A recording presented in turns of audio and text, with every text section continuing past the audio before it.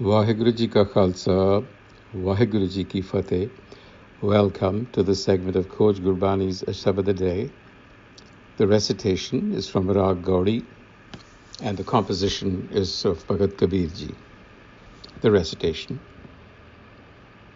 Panth Niharai Kamani lochan pari le usasa udho na gagare kare उठो न कागा कारे bag मिली जय अपने राम प्यारे रहाओ कह कबीर जीवन पद कारण हर की भगत करी जय एक आधार नाम नारायण रसना राम रवि जय कह कबीर जीवन पद कारण हर की भगत करी जय एक आधार नाम नारायण रसना राम रवि जय. Another passage, 3 stanzas, short, and Kabir is actually giving us some very direct instruction on what the way of bhakti is, the Gurmat way.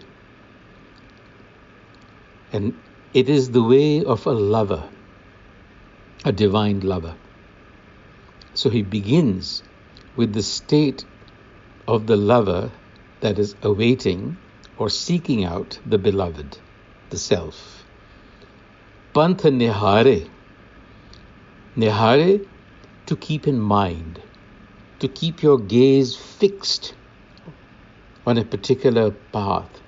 So Panth Niharai Kamani, the desirous one, the lover, is always keeping its gaze fixed on the path that it expects the beloved to return.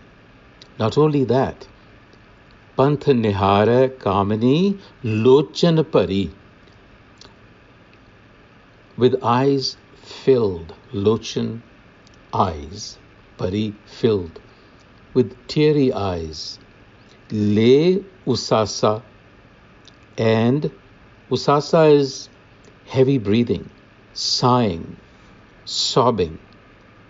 So the lover's gaze is fixed on the path, Panth Niharai Kamani, waiting for the beloved's return. The eyes are filled with tears, lochan pari, and the bosom heaves a sigh, le usasa. And Kabir says, if you wish for a vision of the beloved, har darsan ki asa, keep your heart filled with longing, ur na pijay, and your feet steadfast, pag na khise.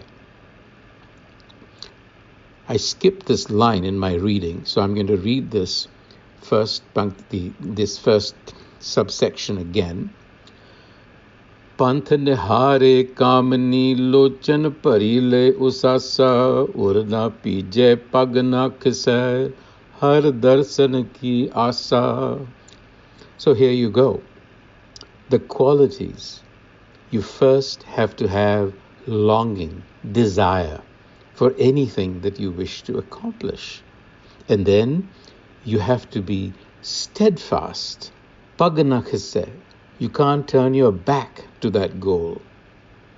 Har darsan ki asa, if you want to have a vision of the self. And of course then, like a lover, you have to keep your gaze fixed on the path, awaiting. There must be a sense of longing.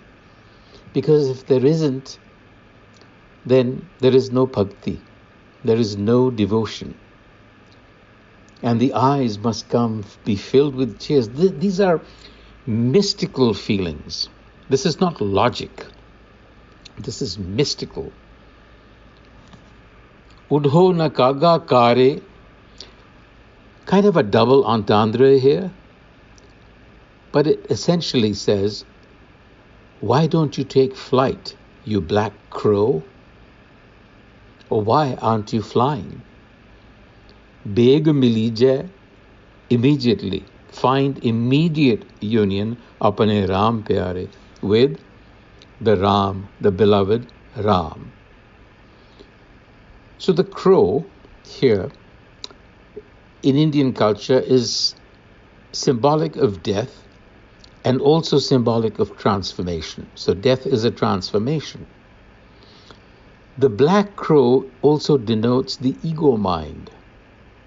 So its presence, the presence of a crow on the terrace of a house, on a parapet, is believed to signal impending death. So in common culture, it is considered inauspicious. But Kabir, being the contrarian that he is, flips it around. He sees the presence of the crow as symbolic, as an indicator for the ego mind to really die to itself. So the mind is being invoked to fly also. So udo na kare, you black crow, why don't you take flight? If you do, you will meet your beloved Ram without any delay. Beg milije apne Ram pyare. Kahe Kabir, and this is the message. Jivan pad karan, Jivan pad, the highest status of life, is to be reborn spiritually. It's also called Janam Padarth.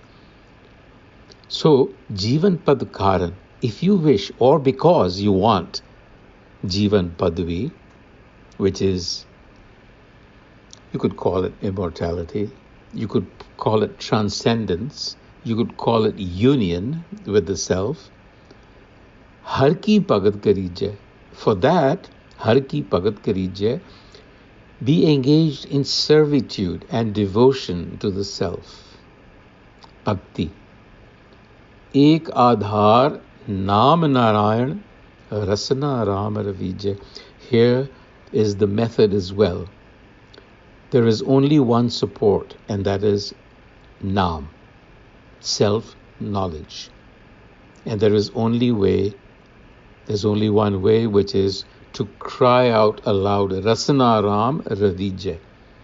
So here there is reflection involved, because there is knowledge involved, there's contemplation involved, but there is also recitation involved.